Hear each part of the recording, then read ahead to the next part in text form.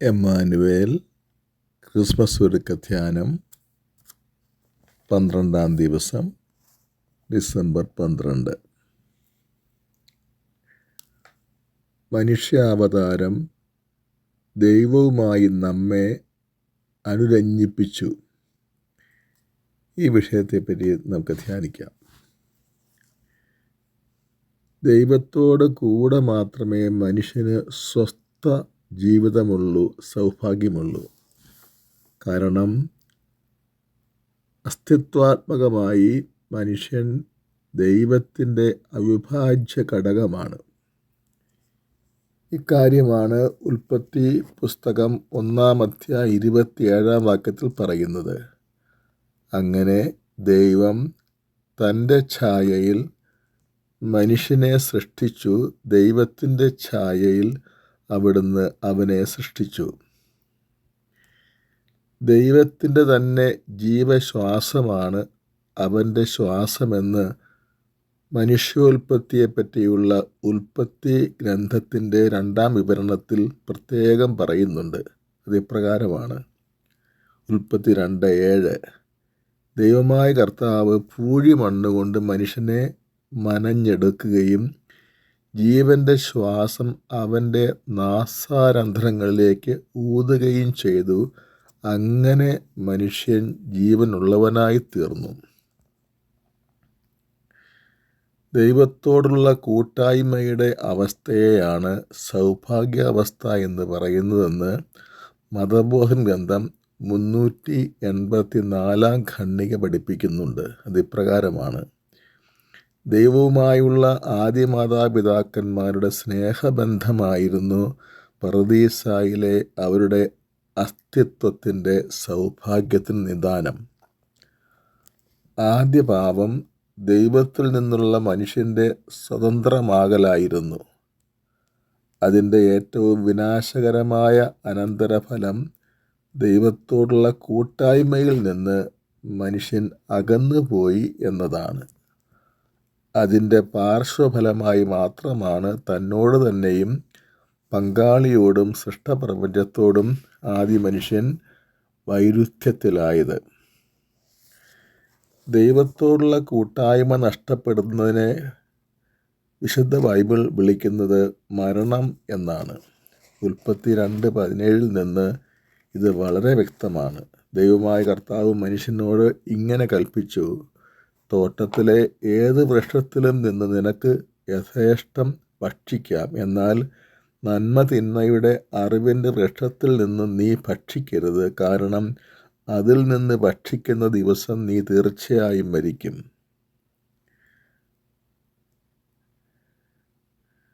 ആദം അപ്പോൾ മരിച്ചില്ല എന്ന് വ്യക്തമാണ്. 930 വർഷമായപ്പോഴാണ് മരിച്ചതെന്ന് ഉൽപ്പത്തി 5-ാം പറയുന്നുണ്ട്. ഉൽപ്പത്തി 2:17 ദൈവം മുന്നറിയിപ്പ് നൽകിയതനുസരിച്ച് മരണത്തിന് കാരണം വിലക്കപ്പെട്ട പഴം തിന്നതല്ല, മറിച്ച് തിന്നരുതെന്ന ദൈവകൽപ്പന ലംഘിച്ചതുമൂലം ദൈവത്തോടുള്ള കൂട്ടായ്മ നഷ്ടപ്പെട്ടതാണ്. വിശുദ്ധ ഗ്രന്ഥത്തിൻ്റെ ഭാഷയിൽ മരണമെന്നതിന് ഇവിടെ ആത്മാവും ശരീരവും തമ്മിലുള്ള വേർപെടൽ എന്നല്ല, പ്രത്യുത മനുഷ്യനും ദൈവവും തമ്മിലുള്ള വേർപെടൽ എന്നാണ് അർത്ഥം. പാപത്തിൻ്റെ വേദനം മരണമാണ് എന്ന റോമാക്കാർക്കുള്ള ലേഖനം 6-23 മരണമെന്ന പരാമർശവും ദൈവത്തോടുള്ള കൂട്ടായ്മ നഷ്ടം എന്ന അർത്ഥത്തിൽ തന്നെയാണ് ഉപയോഗിച്ചിരിക്കുന്നത്. കാരണം അതിൻ്റെ തുടർ വചനം ഇപ്രകാരമാണ്: ദൈവത്തിൻ്റെ കൃപാദാനമാകട്ടെ നമ്മുടെ കർത്താവായ യേശു ക്രിസ്തുവിലുള്ള നിത്യജീവനും. നിത്യജീവൻ എന്നത് ദൈവത്തോടുള്ള കൂട്ടായ്മയാണെന്ന് ബെനഡിക്ട് പാപ്പ പഠിപ്പിച്ചിട്ടുണ്ട്. നിങ്ങളുടെ അകൃത്യങ്ങളാണ് നിങ്ങളെയും ദൈവത്തെയും തമ്മിൽ വേർതിരിച്ചത് എന്ന യേശയ്യാ 59:2 വചനം ഇത് സ്ഥിരീകരിക്കുന്നു. മനുഷ്യൻ്റെ പാപം മൂലം വന്നു ഭവിച്ച തീരാ നഷ്ടം. ദൈവത്തോടുള്ള അവൻ്റെ സ്നേഹബന്ധം അഥവാ കൂട്ടായ്മ നഷ്ടപ്പെട്ടതാണ്. ദൈവപുത്രൻ്റെ മനുഷ്യ അവതാരമാണ് ഈ കൂട്ടായ്മ പുനഃസ്ഥാപിച്ച ഏകമാർഗം. ഇക്കാര്യം ദൈവവചനം സാക്ഷ്യപ്പെടുത്തുന്നത് ഇപ്രകാരമാണ്. യോഹന്നാൻ്റെ സുവിശേഷം 1-ാം അധ്യായം 1-14 വാക്യങ്ങൾ. ആദിയിൽ വചനമുണ്ടായിരുന്നു, വചനം ദൈവത്തോടു കൂടെയായിരുന്നു, വചനം ദൈവമായിരുന്നു, വചനം മാംസമായി അഥവാ മനുഷ്യനായി നമ്മുടെ ഇടയിൽ കൂടാരമടിച്ചു. മനുഷ്യ അവതാരം എന്താണ് എന്ന് കത്തോലിക്കാ സഭയുടെ മതബോധം ഗ്രന്ഥം 461 പഠിപ്പിച്ചിരിക്കുന്നത് ഇതിലേക്ക് വെളിച്ചം വീശുന്നുണ്ട്. വചനം മാംസമായി എന്ന വിശുദ്ധ യോഹന്നാൻ്റെ വാക്യത്തെ ആധാരമാക്കി മനുഷ്യപ്രകൃതിയിൽ മനുഷ്യരക്ഷാകർമ്മം പൂർത്തിയാക്കാൻ വേണ്ടി ദൈവപുത്രൻ മനുഷ്യപ്രകൃതി സ്വീകരിച്ചു എന്ന സത്യം പ്രകാശിപ്പിക്കാൻ മനുഷ്യ അവതാരം എന്ന സംജ്ഞ സഭ ഉപയോഗിക്കുന്നു. ദൈവം മനുഷ്യപ്രകൃതി സ്വീകരിച്ചു എന്ന് പറയുന്നതിന് വളരെയേറെ ആഴമേറിയ അർത്ഥമാണുള്ളത്. ശ്രദ്ധാപൂർവം അത് നമുക്ക് മനസ്സിലാക്കാൻ ശ്രമിക്കാം. പിതാവും പുത്രനും പരിശുദ്ധാത്മാവുമായ പരിശുദ്ധ ത്രിത്വത്തിലെ ഒരുവൻ എന്ന നിലയ്ക്കും പിതാവിൻ്റെ ഏകപുത്രൻ എന്ന നിലയ്ക്കും യേശു ദൈവിക വ്യക്തിയാണ്. അതിനാൽ ദൈവപ്രകൃതി അവിടത്തേക്ക് സഹജമാണ്. അവിടുന്ന് മനുഷ്യ അവതാരം ചെയ്തപ്പോൾ പരിശുദ്ധ കന്യക മറിയത്തിൽ നിന്ന് മനുഷ്യപ്രകൃതി സ്വീകരിക്കുകയും ചെയ്തു.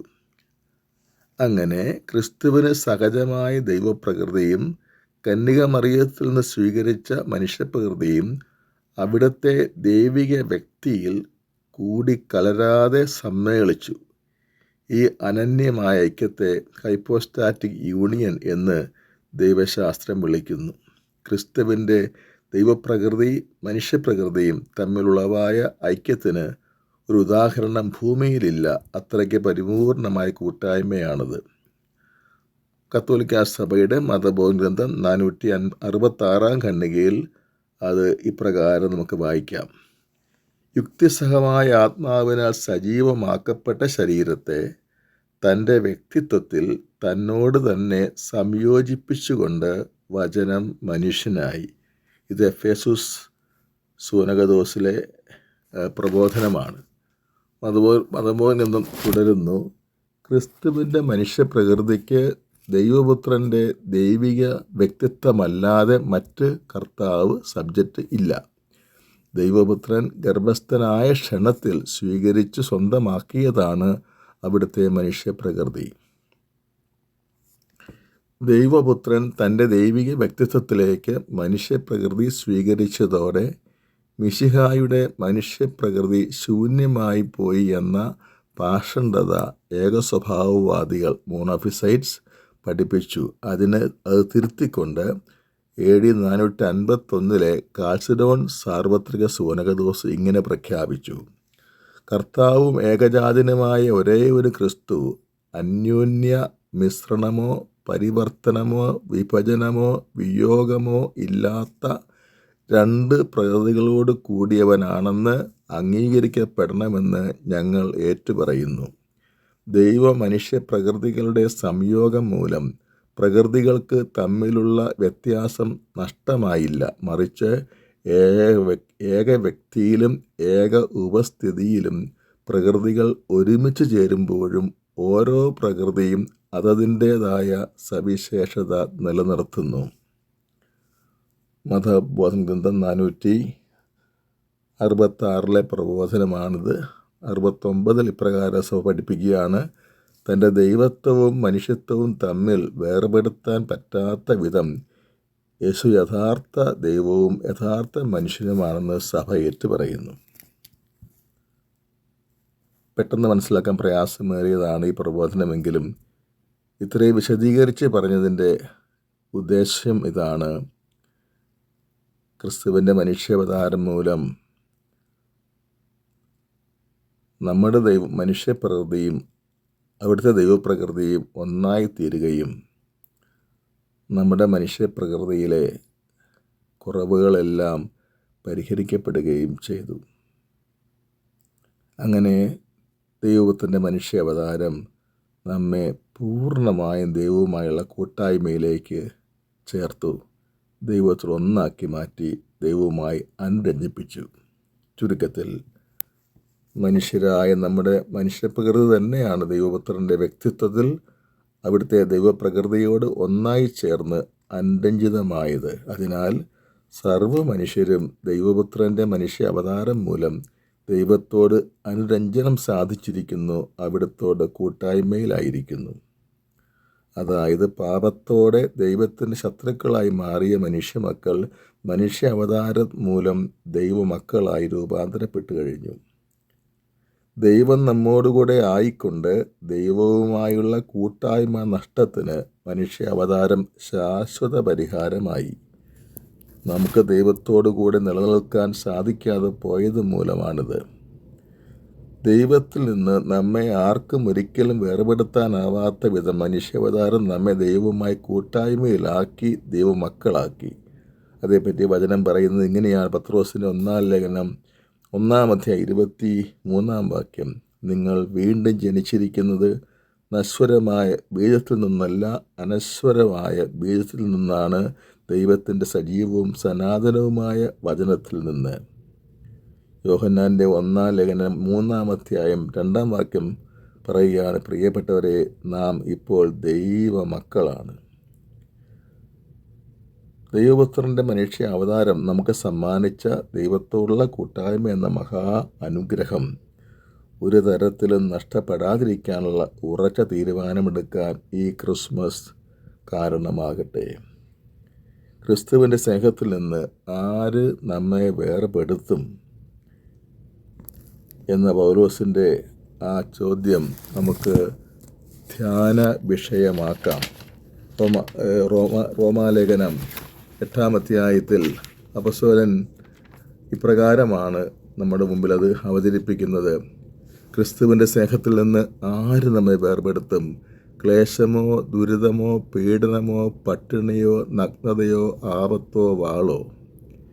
എനിക്കുറപ്പുണ്ട്, മരണത്തിനോ ജീവനോ ദൂതന്മാർക്കോ അധികാരങ്ങൾക്കോ ഇപ്പോൾ ഉള്ളവയ്ക്കോ വരാനിരിക്കുന്നവയ്ക്കോ ശക്തികൾക്കോ ഉയരത്തിനോ ആഴത്തിനോ മറ്റേതെങ്കിലും സൃഷ്ടിക്കോ നമ്മുടെ കർത്താവായ യേശു ക്രിസ്തുവിലൂടെയുള്ള ദൈവസ്നേഹത്തിൽ നിന്ന് നമ്മെ വേർപെടുത്താൻ കഴിയില്ല. ദൈവത്തോടുള്ള കൂട്ടായ്മയിൽ നിന്ന് ഒരിക്കലും മാറിപ്പോകരുത് എന്ന ദൃഢമായ തീരുമാനത്തോടെ നമുക്കും ഈ ക്രിസ്മസിനായി ഒരുങ്ങാം.